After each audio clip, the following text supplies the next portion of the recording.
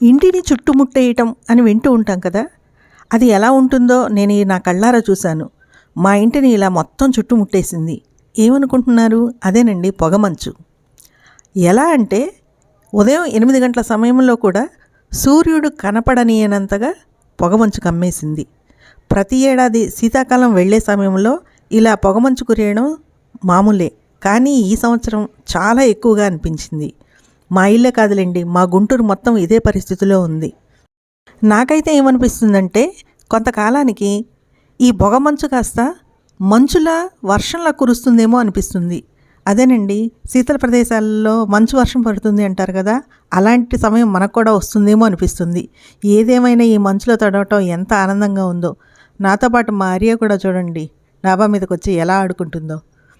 మీకు కూడా ఇలా పొగమంచులో తడిచిన అనుభవం ఉంటే ఒక కామెంట్ చేయండి. వీడియో నచ్చితే లైక్ చేయండి.